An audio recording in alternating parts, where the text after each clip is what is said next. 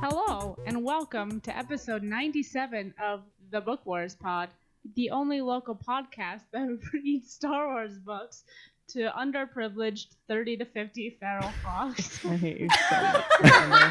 You're such a piece of shit. Wow, you couldn't even wait till we were talking about the problems on Pygel to work it into the actual conversation. No, you challenged me on Twitter, and I was like, I'm not gonna fucking let him do this before me. You guys are both the worst people, and I don't know why we do a podcast with you. Our friend Katie keeps like asking me what the feral hogs meme is because she is not extremely online, and I'm just like, do you just think very carefully if you want to know? I mean, the first thing I looked at, somebody asked today, and I searched BuzzFeed and the letter F, and the first thing that came up was BuzzFeed feral hogs. So. Oh my god. I sent the same link to another person who asked me what that was. Yep. I'm so angry. Today, we are reading and analyzing to our feral hogs. Oh my god. I hate you. Master and Apprentice by Claudia Gray, chapters 1 through 11. At least she's not singing already. I thought she was literally just gonna start singing because that's what she's been doing. Oh, I've had Baby Shark stuck in my head, but it's the free. Oh, no. Oh my god. It's horrible. Oh, no. It's all horrible. Maybe later. I think I have more of this beer Please that I have don't. not started drinking yet. What so. are you fuckers drinking? God Christ. I'm actually just drinking water. We went out for drinks earlier to Upslope Brewing Company in Boulder. It was very good, but I am tired now, and so not drinking anymore. Happy anniversary, fuckers. Happy Thank you. anniversary. Woo! 3 years of legally recognized stuff. Hating each other, but loving Yes. each other. Wait, who's? 3 years of it costing money to get rid of each other. Uh-huh. Yep. This is an aside, but who was I getting really confused about getting married recently? Because Was this in real life, a dream, or something in Star Wars? no, I think you were asking me about getting married in Canada, and I got really confused and started talking about like Doma. Because I forgot that some people are straight or like otherwise in like heterosexual relations. That was very funny. Jesus, Miranda, why do you have to be so homonormative all the time? It was very funny. I was like, yeah, me and Quinn aren't gonna have to deal. None of this applies to us, but thank you for your time. We're both American citizens. And he's a man and I'm a woman under the eyes of the law. So literally nothing that you're talking about has anything to do with anything. But thanks. It was very funny. Oh my god. Kate, are you still drinking? That's or incredible. Did you have your nap? Of course I'm still drinking. Yes, the answer to that question is yes. Well, I had to sleep off beer round 1. Now I'm on beer round 2 because I have problems. Oof. That went a little bit farther than I thought it was going to go. I opened it and it just went boop. So No, we know. It was just very funny. So we got a multi-pack of Avery Brewing stuff at the store because Avery is delicious and also local, and I still need to buy you this shirt. Anyway, Cakes, please be proud of me. It is a hazy-ish IPA. Oh. Brewed with Rocky Mountain water, malted barley, malted wheat, flaked oats, hops, Simcoe, Amarillo, Azaka, and Mosaic, and yeast. Because yeast pod. Yay. Yeast pod. So yeah, no, this is pretty good. That sounds great. It sounds like it has a lot of like sounds really malty though. So it sounds like it's pretty well balanced. Yeah, no, no. I don't hate malty. Oh, good. So here we are. How about y'all? Go ahead, Miranda. I'm drinking something. Okay, I am drinking Fruitlands by Modern Times Beer, which is a brewery here in Portland. Modern times, yes. Okay. I sometimes. I have a gift card somewhere. I think it might be on the door. Oh But my God. this. There's a reason it's on the door. We can explain that later. Oh no. Oh It no. is sour tropical fruit gosa. Ooh. Fruitlands is tart, fruity, and frighteningly delicious. The sour, salty-based beer lays down the funky refreshment, while a heavy dose of passion fruit and guava turns the whole thing into a wall-to-wall tropical fruit fiesta. It's a marvelous mix of elements that collides with your mouth like a fruit-filled asteroid of flavor traveling at the supersonic speed of party. Damn. Of party. There's a lot happening. Thank God. I would say that the description is a little over-exaggerated. I had one earlier. It's good, but it's pretty understated. Okay. So I would Okay. not describe it as a fiesta or a supersonic party of whatever the fuck. Maybe they were being sarcastic. That feels like Yeah, maybe they bad actually hate this beer. advertising. Oh my Well, God. no, but I mean, maybe it's just like actually it's understated. Yeah, But it's like, can I try it? yeah, maybe it's good. I like it, but it's not. It's not even that sour. Yeah, Huh. That is really understated. Kind of tastes like weed. that's it. Kinda. You're She's just tasting shrugging. it. Oh my God. Incredible. I I'm had a drinking Fort George City of Dreams. Yay. Pale ale. 5.5% alcohol by volume. This Ooh, is the one that might I be say has the stuff that is in the same style as my tattoo, and Miranda goes, it looks nothing like No, her you tattoo. said it looks like my tattoo. You did not initially say it was in the same style, which is correct. You and Chris can go fucking choke on a dick because you're both like this and it's horrible. I don't want to do that. With our dedication to correct things.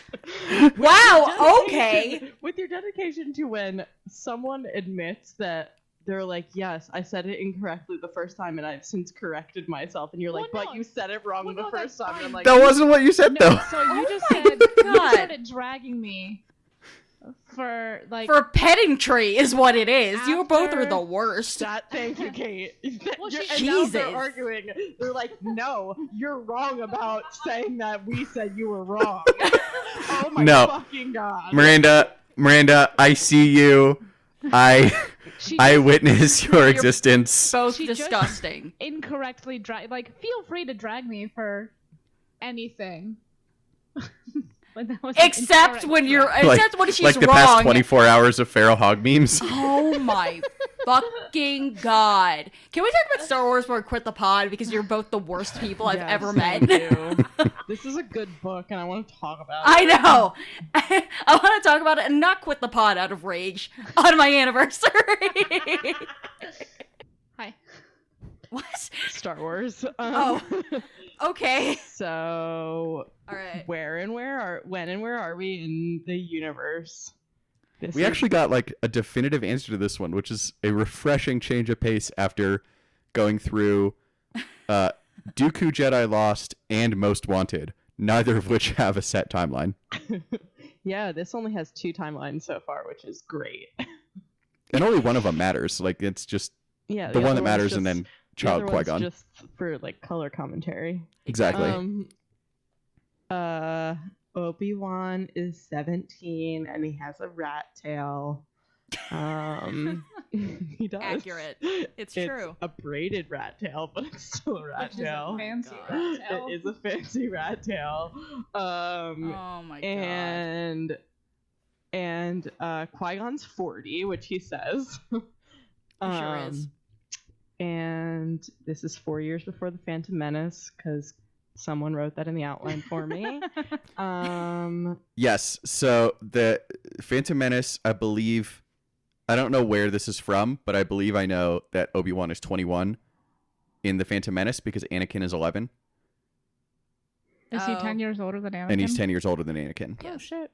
Oh, Cool. and up until this point, the Jedi who they're gonna go see on Pijal is Pijal. Pijal. I've been listening to this on audiobook, so I'm really not here to remember. I just know I've also been reading it. So, Pijal Speaking of Anakin, he was 5 when he entered the Order, and Anakin's old, and everything is foreshadowing and bad. Yup. Yup. Dude, I started reading this book and I remember, so Rael of course pops up in Dooku for like a hot second, and I was just Thank you for having his name. you are welcome. Says it like 2 points down. Rael I is here. I didn't want to. Oh, see, I didn't read Pijal there. I just got it out of my brain. Couldn't you tell by the fact that I couldn't remember it? Oh my god. No, we were listening to it and I was just like, yeah, this guy's funny. And Chris just made like some non-committal noise as he was driving because we were listening to it in the car, and I was just like, oh great. And then I started reading this book and I was like, oh, I like this guy. Man, he's bad He's hinky shit's going gambling and down. shit, right? Yeah. He's the bad boy in I the know. Dooku book I mean, audio drama. you know how much I love a cowboy Jedi. It's so true. Please see my undying love for Kanan Jarrus. Yeah, Kate is gesturing at her desk, upon which 2 different Kanan Jarrus action figures and 2 different Harrison Dula action figures sit, Yay! And a chopper. and a And- chopper. And that I like that guy as well that like jumps out of his ship instead of like letting it land. What's his name? Does anybody know what I'm talking about? What? He's in the Clone Wars. When we meet him for the first time, Anakin's like, "Oh, I've heard a lot about this dude." Oh, you mean Quinlan Voss? Quinlan Voss, thank you. Yep. Mm-hmm. Yeah, well, we're talking about Cowboy Jedis. Yep. Yeah. No. That's, It was that's true. relevant. I just That's couldn't true. remember his name, so I described how we meet him. We read Only in a you cartoon. Read a would whole remember book that. about him. We did read a whole book about him. Oh my god. That has never stopped me from forgetting someone's name before or the name of the book. Oh my god. Listen. Okay, so that's what we're doing. And then the flashbacks are earlier when Dooku's still around. Yes. And Qui-Gon's about 12 in those, which is wild He's a times. That's baby. very small Jedi boy. Yeah, we're gonna talk about that in a hot second because I was like, "What the fuck is happening here?" I'm just imagining Liam Neeson with a rat tail that I hate that. and not going around looking for black people to kill. Is it braided? Yes, it is. It is braided. That was important. Very upset. Thank you, everyone. Yeah, Are so they- are we all. Yes. Anyway, Yes. It's very upsetting. so Obi's been a Padawan for 4 years, and he still has no idea what Dad is doing at any given time, which is not great. And Dad's all like, I should have been a gardener. Fuck this shit. Yeah, right? Why did I choose to raise a child? What if I yeeted him into space instead? Mhm. And it's like, why did they pick me for the Jedi Council? And Yoda's like, I don't fucking know. Yoda's such an asshole. Such a dick. Oh my god. Which we'll also talk about in a second. Other place setting timeline things. So Chris and I were talking about this off pod because we were bad. No. Oh shit, that was instantaneous. It's our anniversary. We could talk off pod. You can't stop us. Fine. Ew. So yeah, but this is the first time we've ever seen the Star Wars galaxy not in the middle of some kind of civil war. Which Yeah, is it's wild shit. new. Yeah, like the first line of the opening scroll is "The galaxy is at As peace." opposed to war exclamation point. Yeah. Yeah, this one could literally be called Star Piece, kind of. It's Jesus. too Although, bad like, even Mon in this- Mothma is like a child at this point. A child. Oh man, me and Miranda have been doing nothing but watching Vine compilations. I'm not sure why, but it's like if Quinn We were watched one here. Vine compilation last night. I know, but like also when we started doing it like a week and a half ago when we were trying to like set up the fucking Oh yeah, she wouldn't let me keep watching. yeah.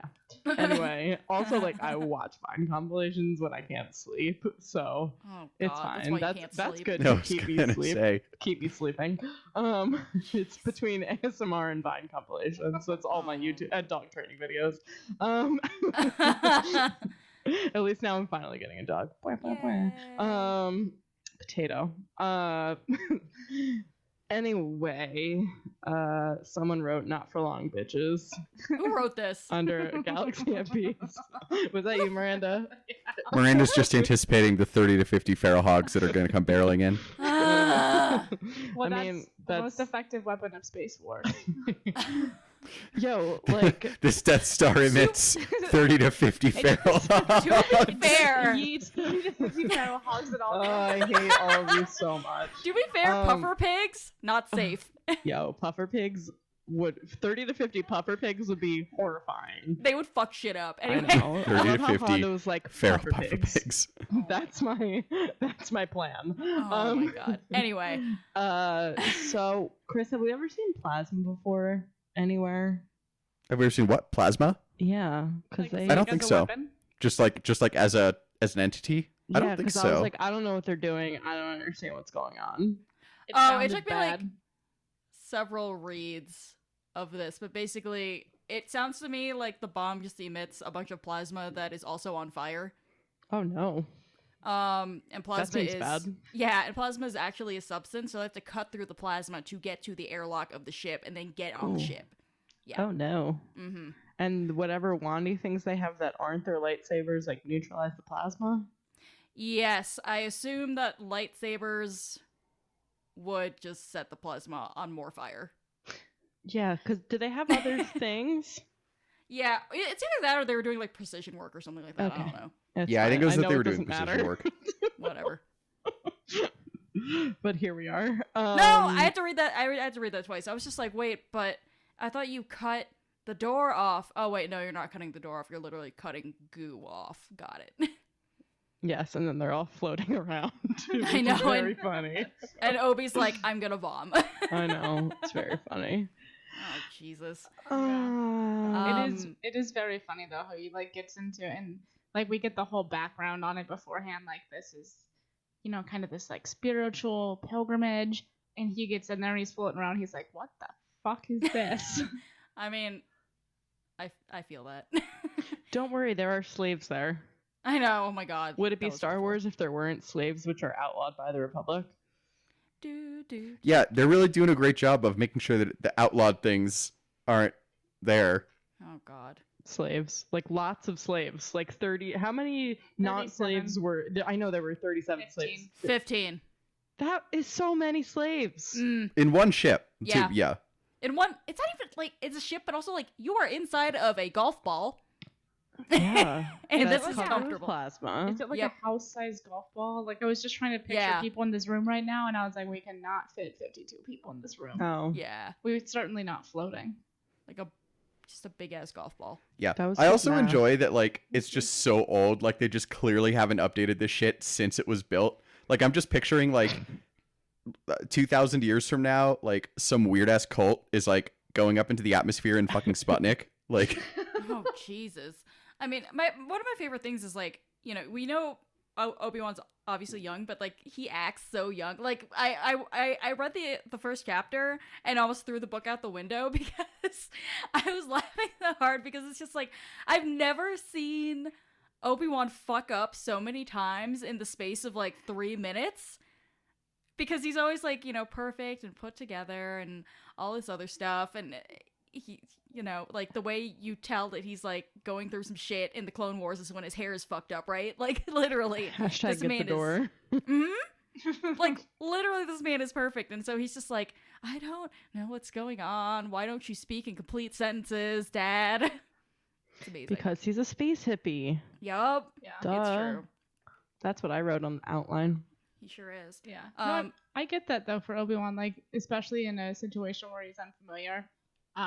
Like I've been in situations like that and like you just kind of somebody tells you something and you take it literally. Mm-hmm. I mean, without Like- context, that's usually like the safest thing you can do. Yeah, especially Right. when you're like under some In a like, work kind of- circumstance. under some kind of duress.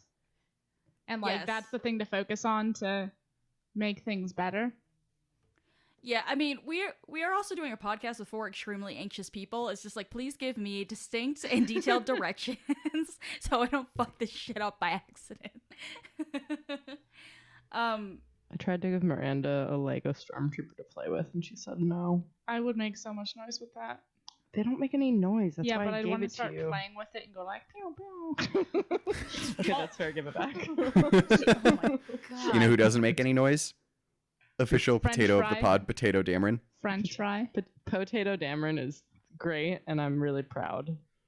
Listen, I'm proud of all of you. Miranda, the people, the Tashi Station Slack Patreons voted for Potato Dameron. Which is great. Yeah. Why do you hate our patrons, Miranda? Why do you hate our listeners? It's so true.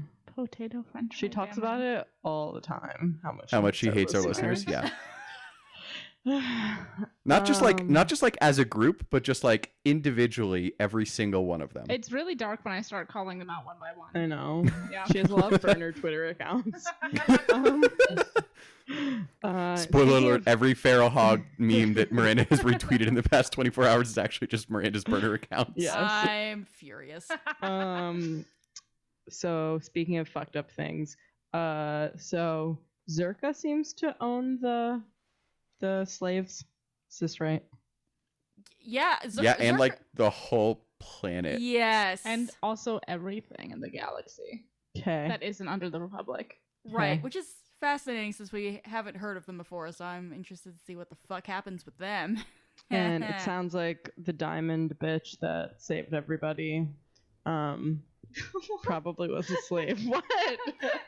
Classic Diamond bitch. diamond bitch. You guys know who I'm talking about. Rayhara is her name. Sure. That's also my name. We have that in common. Diamond bitch. Fuck. Shine bright like a diamond bitch. Listen, at least like I read the book and I know what happened. Do you? I mean, it did sound That's like what happened. a very astute point before we got to the diamond bitch part. It sounded like she like as soon as they showed the fuck up at the moon to inexplicably steal Kyber, which seems like a terrible idea. Yes. As soon as they like landed, she's like, "You didn't tell me that Zerka was here," and he was like, "I don't have to tell you where Zerka is all the time. I'm God. C-3PO." I appreciate PAX though because it's just like I relate to this. It's just like what are feelings? I don't want to touch them. They Mhm. seem icky. Yeah, I want to. We're gonna get a lot more Pax and Rayhara content, and so I want to talk about them more later once we've experienced them a lot more. But I think Pax is a really interesting character. I'm already excited to know more about them because I tweeted this earlier, but they are the ones who I opened the book and they haven't appeared in anything else, and so I meet them for the first time. I'm just like, now kiss. So like I'm waiting. I mean, it is Claudia Gray. I know, and God bless her. She's gonna rip my heart right out about them. I just know it. It's gonna be a good time. But yeah, I do love the Kyber plan because she's like, that's crazy. And he's like, is it crazy or crazy like a fox? Reader, no, it's just crazy. Those are the Jedi's fire stick crystals. Maybe don't do that. TM. No, seems fine. Stick to diamond bitches. Listen, she has a hard name. I didn't remember it. Rahara. Yeah, I don't. Her last name is literally Wick. She could be distantly related to John Wick. I've never That seen was those movies, but I've heard that they're horrid. very good.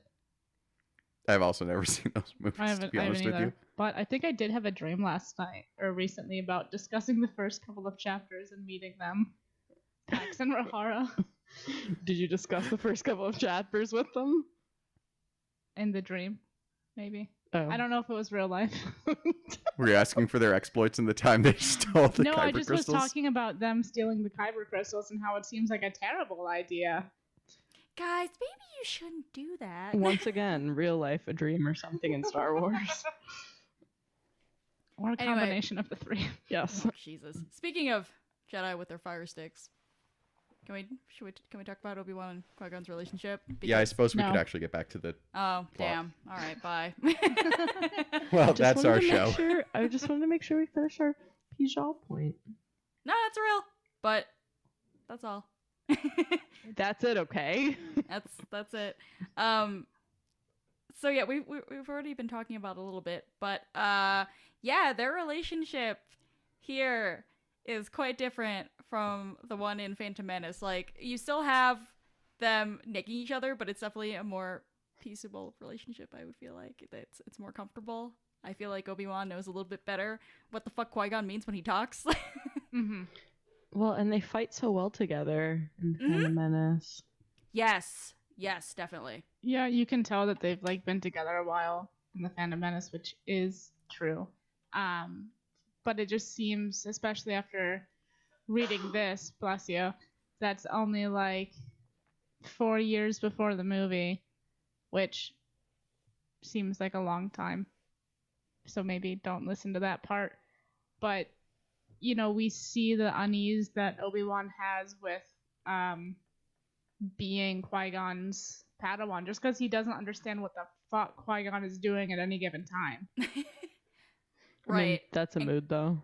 And Qui-Gon is definitely never explaining himself either, so yeah. Yeah. It He's, makes like- me sad. They're both sad boys.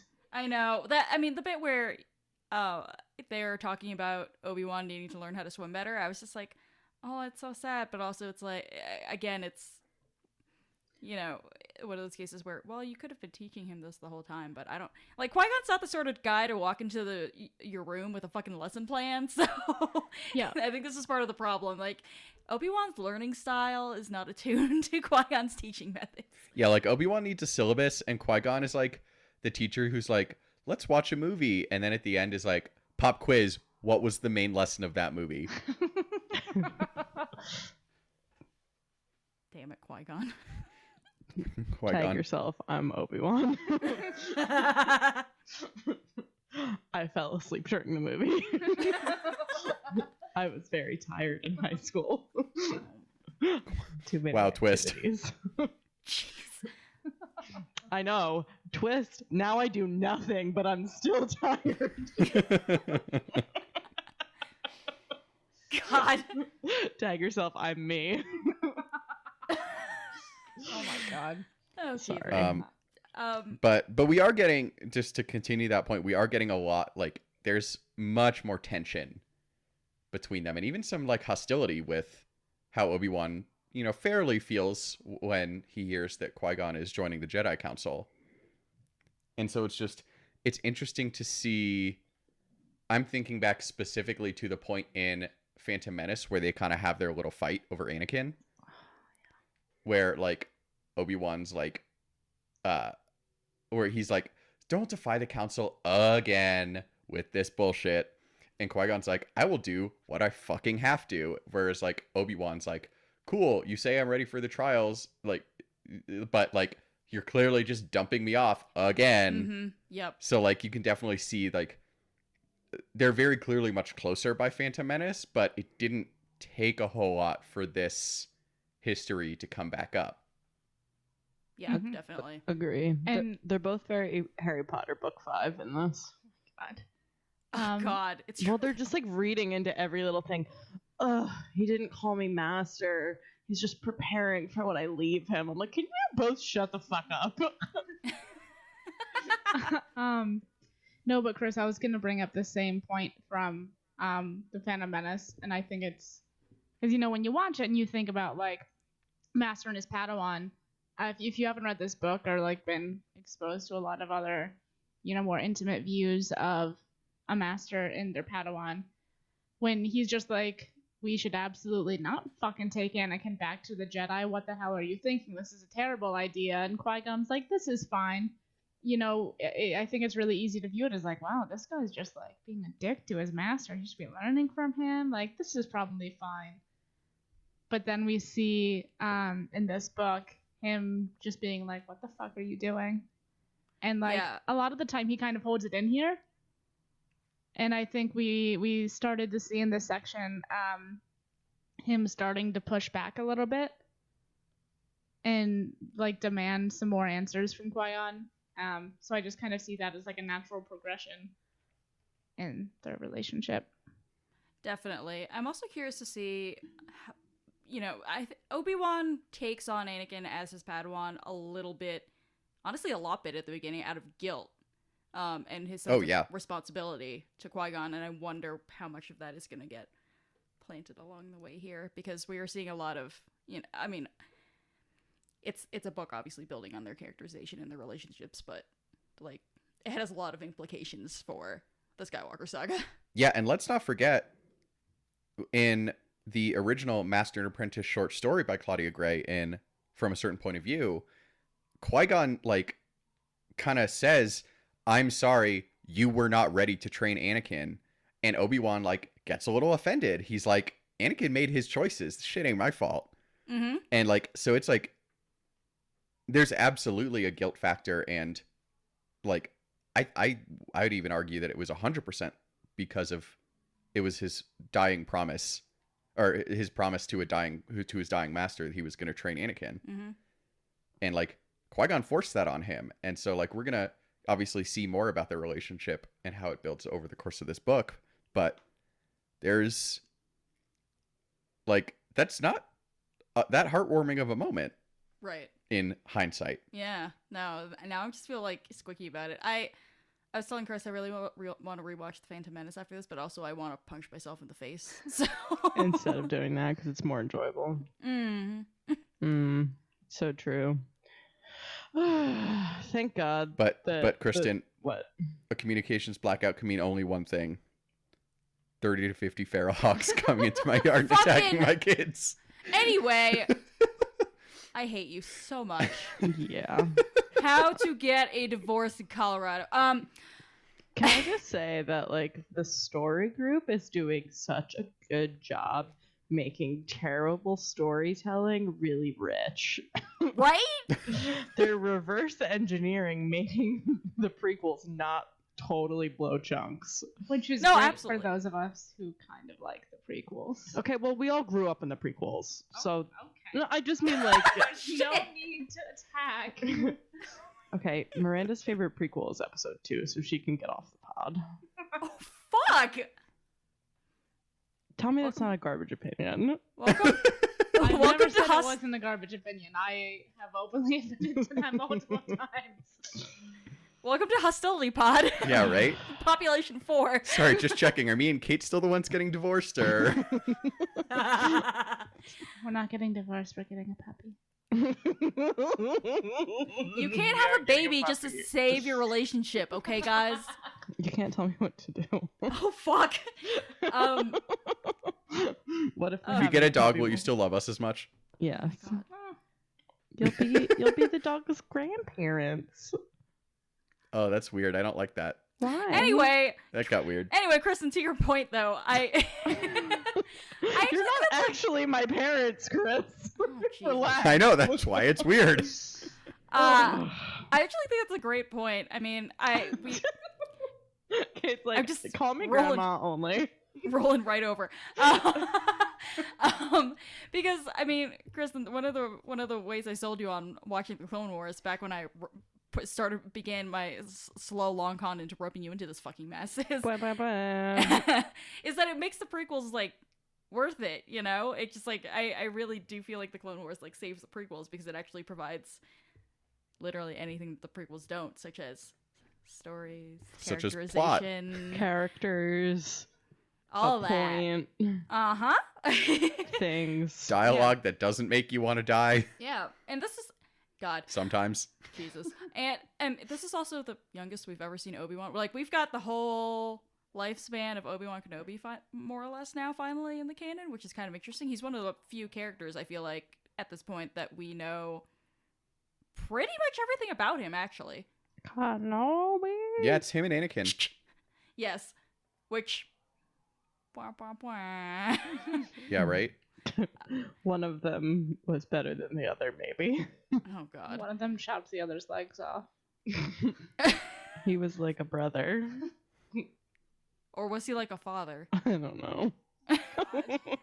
It's all very complicated. Jesus. Does anything surprise y'all about Obi or Qui-Gon's characterization so far? I was surprised. Like, we knew that Qui-Gon was kind of a rebel in the eyes of the council, and that he did things that, like, they didn't necessarily approve of, and you know, we see that in the Phantom Menace. He just yeets this fucking 11-year-old back to Coruscant. Like, this will be fine.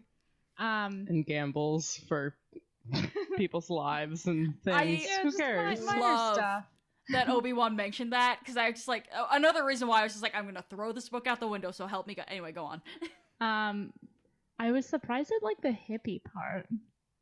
I know. He's That's just- what surprised me too. I was like, oh my god, he loves trees. He's just like, I should have been the gardener.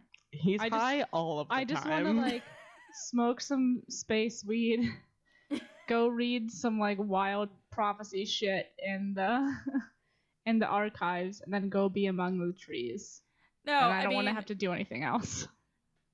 Qui-Gon totally believes in fucking like crystals and forest bathing, like no question.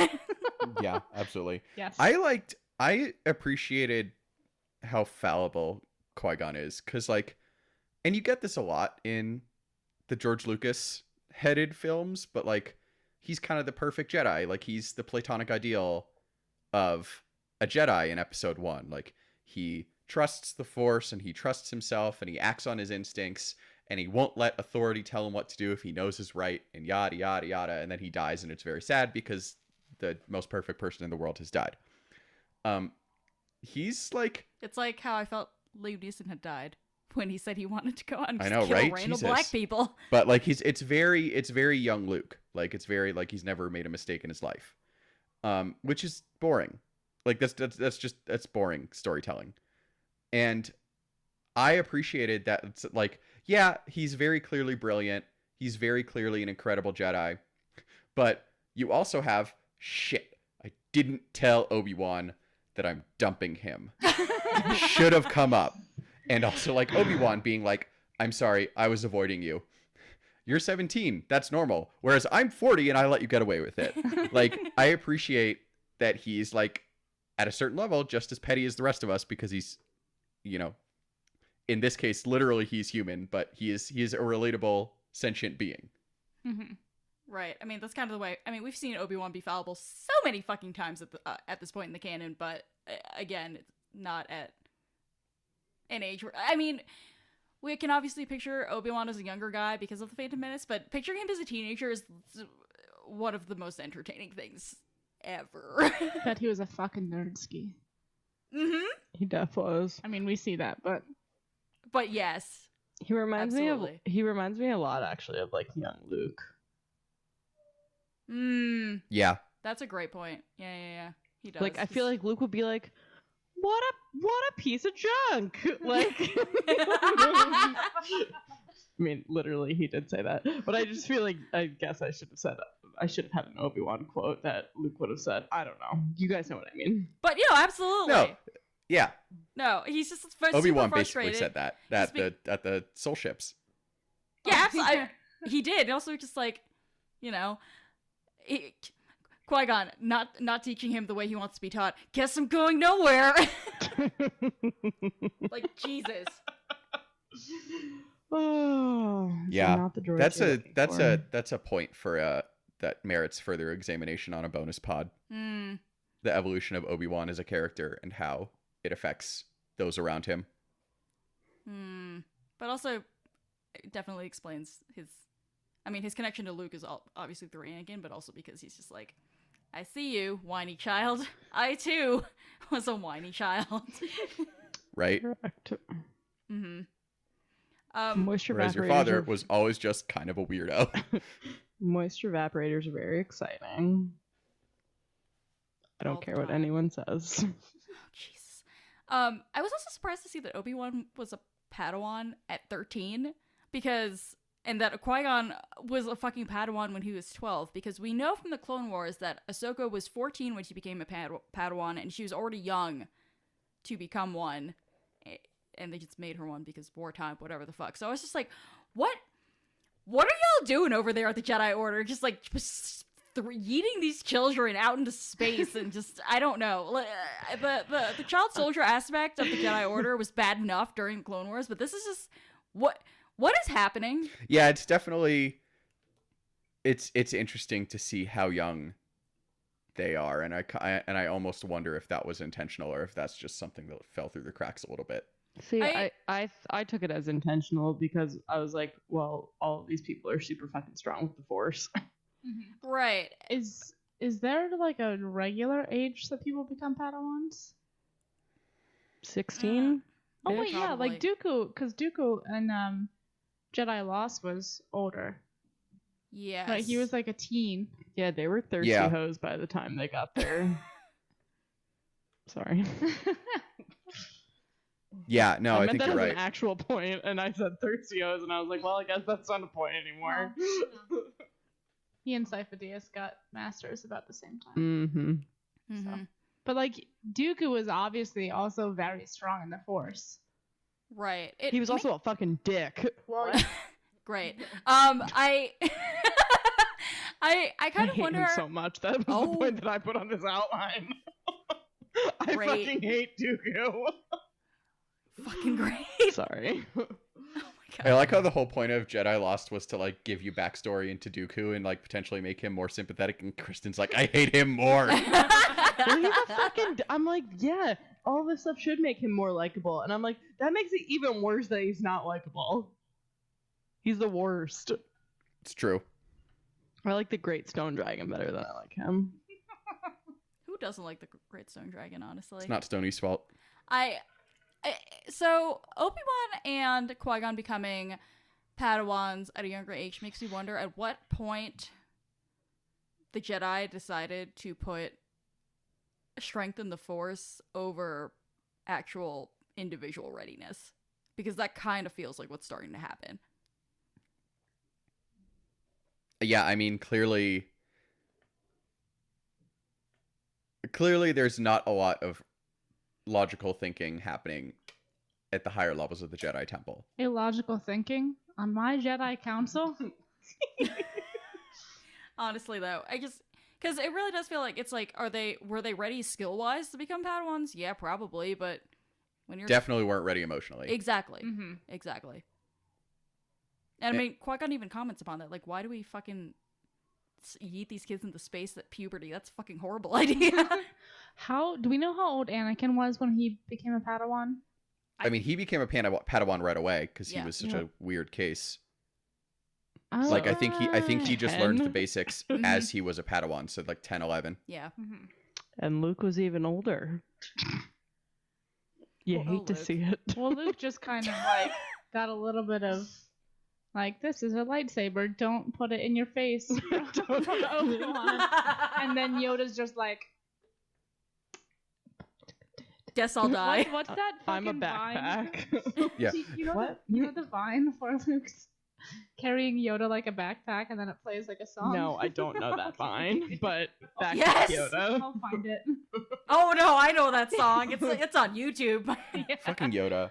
We're going to talk more about how awful Yoda is and how basically every choice he makes is wrong because he's going to continue to make wrong choices throughout this book. I mean, can we have a bonus pod with our spicy hot take? Yoda's the one who broke the Jedi Order. Yeah, at some point we're going to need to start having more Uh-huh. like bonus pods about like more like of everything we've learned, this is what we think. Spicier content. Bonus Spicier pods. content. Yeah. Fucking Yoda. Yours is just so fucking angry. Yeah, he's bad at his job. I do. The only reason I like Yoda in Last Jedi is because Crazy Yoda is the best Yoda. There's no question about that. Correct. But so there's two reasons. There's that, and also the fact that he is just very explicitly like, yeah, I fucked up. That's what people do. Then you tell people not to fuck up. Oh my I'm god. gonna go into exile and live in a stone house. Yoda hits Luke with stick once. Well, can't teach him. So true, though. Like, See- imagine if he would have done that with Anakin, we would have been way better off. See. Also, live footage of me with my students this fall. Oh, God. Oh, my Speaking God. of that, brief aside, we have a place called Book Pub that me and Miranda got dinner at the other night. It's literally like kind of like a bookstore / bar, and it's wonderful. But apparently they have a trivia night, And I was like reading about it, and I was like, ugh, one of the rounds is always literature. And Miranda goes, "Weren't you an English minor?" And I was like, "Yeah, but I like didn't strictly read any of the things that I was supposed to read." I was like, I don't know anything about like the Great American Novel, and I was like, I did take a class called the Great American Novel, though. I Oh just my didn't read any of God. those books. I avoided Some- that class like the some gr- plague. Some great foreshadowing for the rest of your life.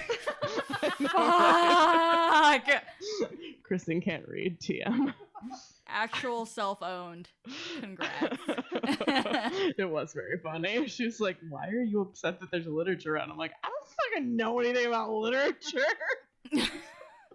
Anyway, Speaking of literature, so Yes. Qui-Gon spends a lot of time in the archives because he Nice. really loves reading about prophecies, which like I Crit- totally get because it's like when you're reading about like ancient history. Chris, don't drop your potato on the floor. I picked him up. Don't hurt your son, potato. But yes, I Not that any Okay. of us ever had that nerdy phase in our lives. Miranda's still trying to come through on the other side. Miranda, I love you so much. Miranda's still trying to figure out why the world didn't end when the Mayan calendar did. Which Listen, honestly, it feels hindsight, like it was did. that better? It honestly feels like it did. If I wasn't getting a puppy this week, I'm not getting a puppy this week, but I have the promise of a puppy in the future. Mhm. I don't know how I would be surviving. What a mood. Yeah, just Qui-Gon going through all of the, and also the Jedi have existed for thousands of years. How many prophecies is he fucking reading? So many. So many. Well, but to be fair, he's making Obi-Wan read some of them. It's very funny. Obi-Wan Yes. hates it. Obi-Wan's like, what the fuck is this? I don't want to read. I want to go play with my sword. You waste time with your friends later. Chris, I believe the first sub point under this topic is yours. Yes. My point. LOL, no one cares except Qui-Gon. Please expound. It's like you get the feeling that people don't put a lot of store in the prophecies in Phantom Menace, and then they kind of have to because Chosen One bullshit, and they kind of have to justify their decision. But like, it's very clear that like what we are kind of led to believe is like Jedi law. The prophecy says this in Phantom Menace is literally just some dude wrote it on a piece of toilet paper, and now you're reading it. It's fucking Harry Potter all over again. I hate to bring it up Honestly. again, but I'm like, oh my god, this is the same shit. Everybody's like, we don't have free will, and Dumbledore's like, you do. You guys are idiots. No, that's actually a great point to bring up, and it's one of the endearing things about Harry Potter that is actually interesting and doesn't make me cringe as hard as other bits. But you know, I mean, and Qui-Gon says like he's interested in all this stuff because it's all in like thinking about the text of the prophecy in context. Qui-Gon does not believe in death of the author. Ha ha ha. He does not. Which is interesting and telling, and I think probably says more about the Jedi Council than it does about him. Yeah, and I tend to agree that like, and this kind of gets into the next point, which is like the uses and dangers of prophecy. Like, I think Qui-Gon actually has a very mature view of like, look, it's about what they say, but it's also not about what they say because it's about like what they tell us about ourselves and how we read them. Right, which is what all literature does. Yeah. Right, But and he's treating it as that. and how you should read them, because looking at the dangers of prophecies, these are vague as fuck. All of these could apply to any number of galactic events over the course of the millennia. Mm-hmm. And I think it's really interesting too that Qui-Gon seems like pretty focused on reading the prophecies to figure out like, you know, what the ancient Jedi were thinking and like how they kind of thought about where the galaxy was going. But I will say he's not the only one who cares about the prophecies. Mace Windu thinks he's the chosen one. Ooh, And is, like, very- great point. And he's very invested in like that particular prophecy. Obviously, we don't really get a whole lot of, exposure to any other ones.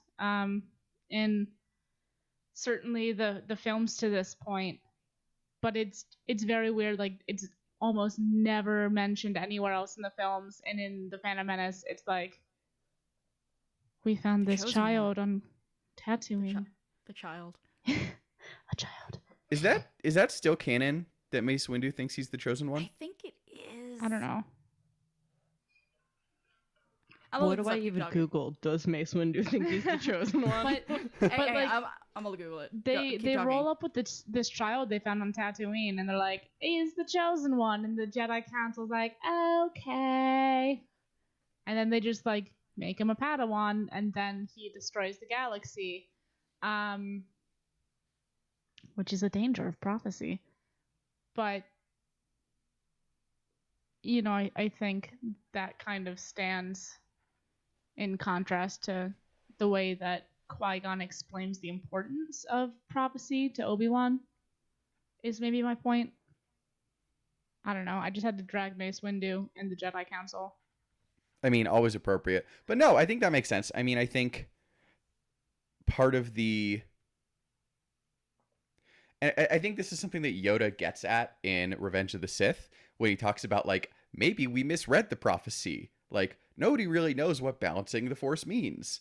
Like, these are not insignificant questions, and I kind of feel like Qui-Gon's maybe understanding that maybe it's not about the letter of what the prophecies say and more the spirit of how we interpret them, and like that worldliness being absent from the Jedi Council's thinking, like, maybe led them to believe the Chosen One prophecy a little bit too literally.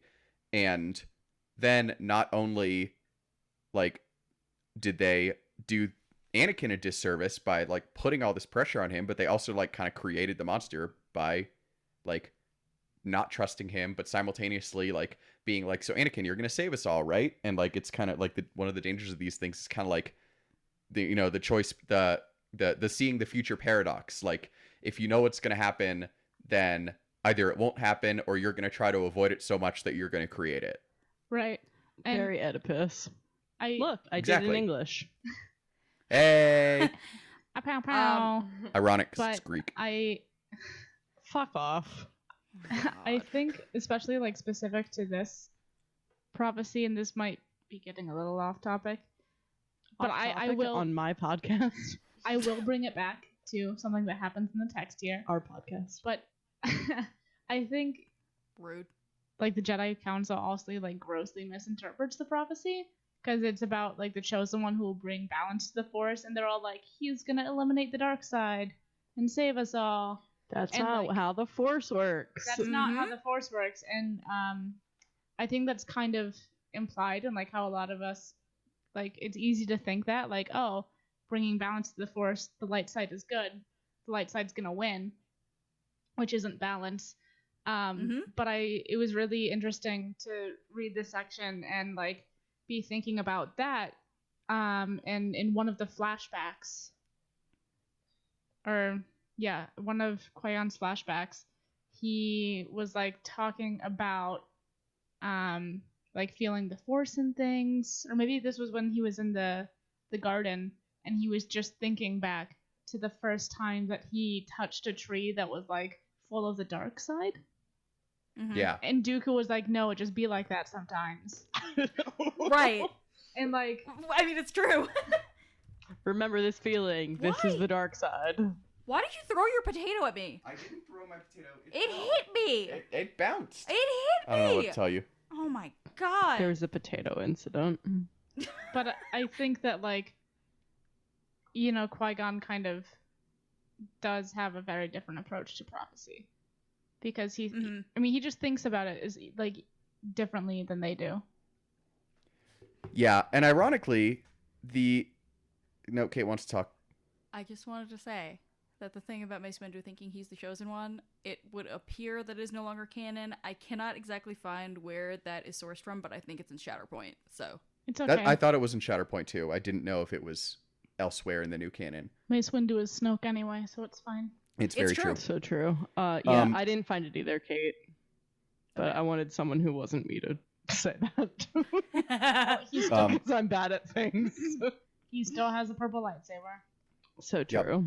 But Miranda, it's to your point. It's ironic that the Jedi are the ones who are so rigid with their reading of prophecies and can't imagine like them being wrong now when they when they want them to be right.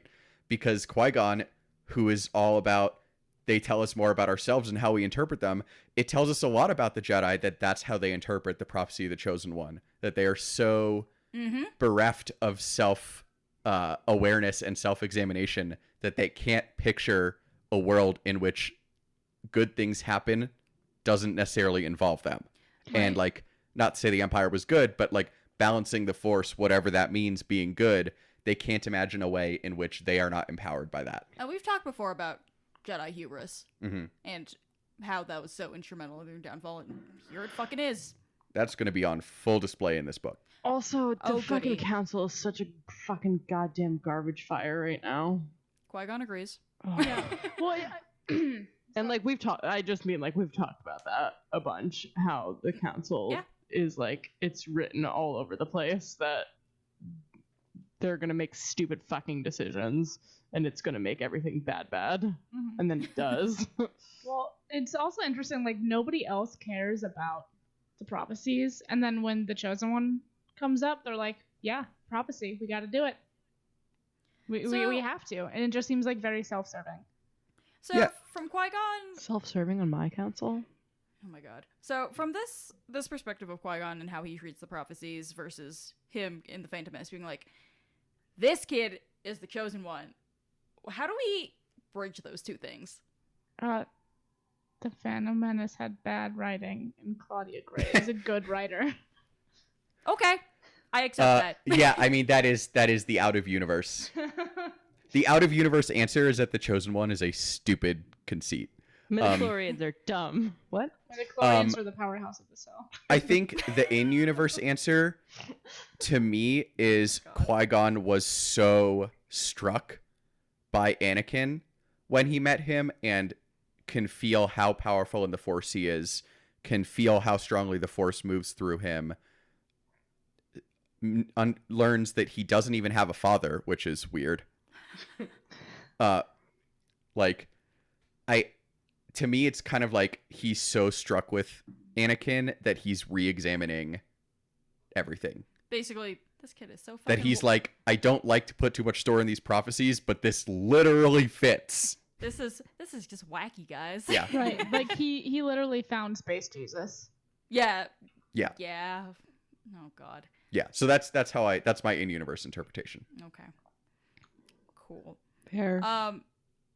While the prophecies are, as we have determined, very fake, a few of them do get mentioned, and I thought it was, Claudia Gray obviously kind of, she pulled these out of her butt, but also they clearly reference like things that happen in the Skywalker saga, and I was very amused by them.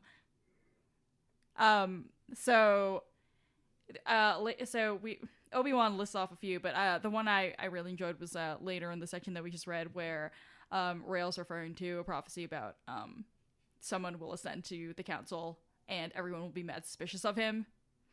Anakin. Everything's about Anakin. I know, right? Chris, I remember when you were reading this, you had a take about the being born into darkness or What whatever. is the birthing darkness? Because all I can think of is that episode of Game of Thrones. Yeah, right. For real. So there's one. It's she who is born to darkness will give birth to darkness, or something like that. Mm-hmm. And this is neither here nor there, except that I saw it on Twitter and I just vehemently disagree. There are people on Twitter who think this means Leia, and I just my could not God. disagree with that more. Oh boy. Why did you have to tell us I that? would argue that Leia is neither born from darkness nor does she give birth to darkness. Jesus H. Christ. I mean, again, it's another free will thing.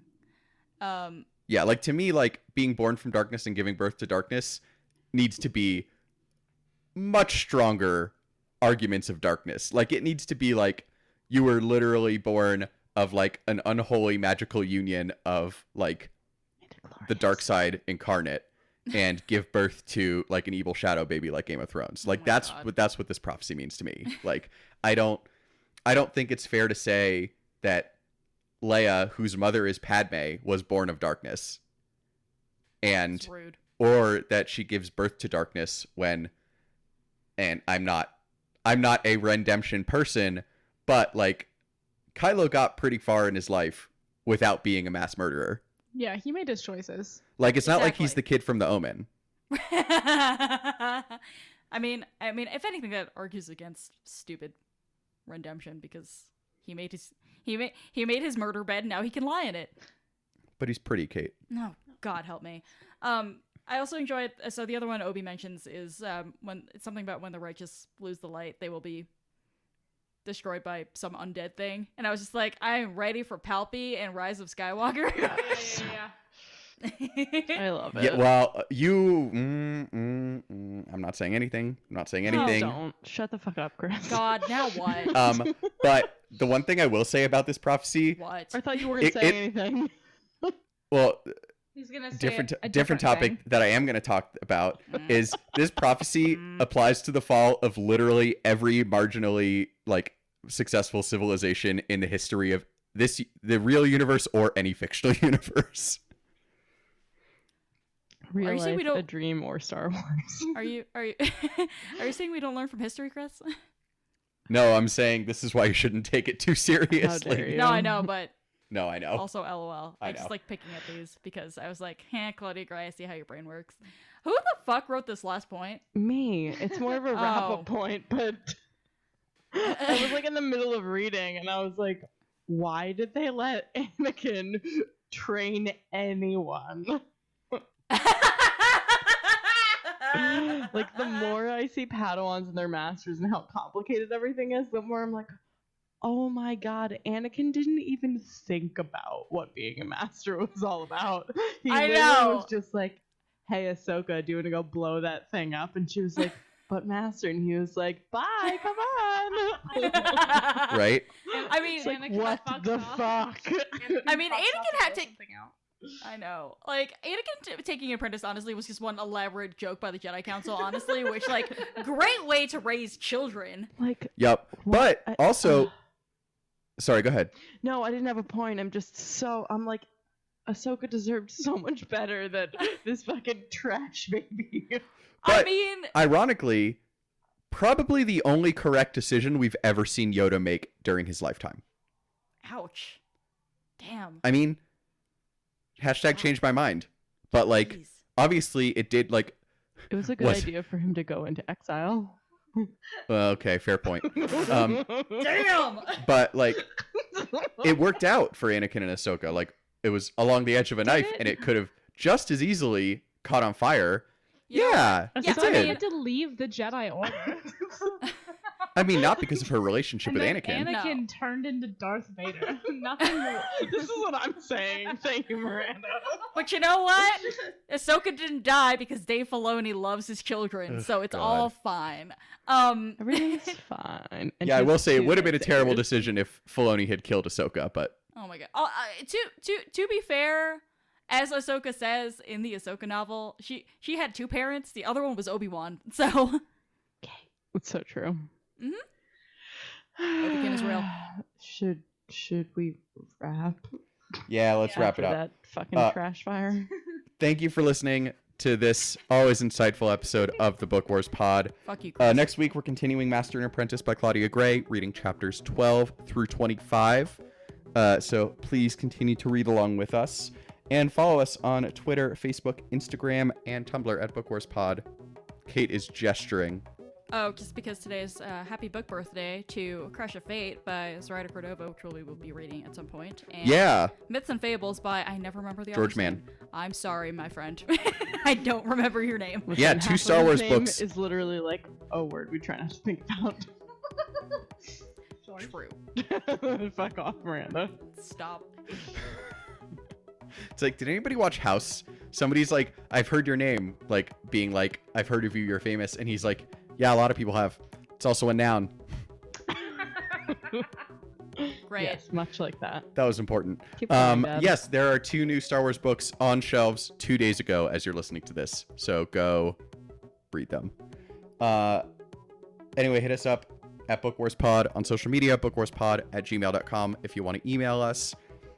And please, please, please, if you have not already, rate, review, and subscribe to the Tashi Station. God damn it. To us and the Tashi Station Radio mega feed on Apple Podcasts and Stitcher. I feel like Kristen is trying to chat and I'm just not seeing No, the screen. it's absolutely not me, and you're Oh. gonna know who it is. It's fine. Chris, it's Miranda. Number one, looking at the outline. Number 2, it's because people are messaging me on Discord. Oh, what? Oh, okay. Yeah, that's what you're hearing. So, No, Okay, that's anyway. not true. It's Miranda typing. no, also Oh. people are messaging me on Discord. Oh, great. There are literally like bloopy noises happening. Oh, I can't hear those. Yeah, of course not, because you're not on my computer. Oh my gosh. Miranda is Pow, pow. typing though, and she's the worst. Yep. Anyway, please rate and review the podcast and the Tashi Station Radio mega feed. It is the best way for people to discover the show. And, you know, if you have anybody who you really dislike, send them our way and they will want to die. Right. If you have the funds and are so inclined, please also give to the Tashi Station Radio Patreon. And give us coffee at ko-fi/bookwarspod. Really helps us cover our hosting and production costs. And not only will you get to see the video that I will be posting by the time you listen to this of Kate playing Vader Immortal, exclusive for the Tashi Station Patreon subscribers. You will also get, when you give us coffee, pictures of Hamlet. We have a really good video of Hamlet. Workshop. Damn it. Oh. Rest in peace, What am I doing right now? I'm tired, man. Okay. Pork chop. Wow. R.I.P. Hamlet. I miss Hamlet. I also love pork chop. Oh my god. You will get a really great video of pork chop that we're just waiting for somebody to give us coffee so we can post on the Instagram. It's an amazing video. And official pupper of the pod, Kristen's dog. He And doesn't have a name yet. probable He also official isn't here yet. yes, well, and probable official adult dog of the pod, me and Kate's dog, who Yay. we'll be finding out about soon. Yay, I hope so. Dog. Very Dog. good boy. And so really it's a full-on animal squad. And as Miranda really wants everybody to know, when you give us coffee, we will send you 30 to 50 feral hogs attacking your children. Our theme song is Whiz Bang by Poddington Bear. Our logo and artwork are by Joe Butera Design. For Kate, Kristen, Miranda, and those feral hogs, I'm Chris. Are you? Thank you so much for listening, and we'll talk to you next week. Can you fucking imagine somebody listening to this podcast in like a year? Like, what the? Yeah.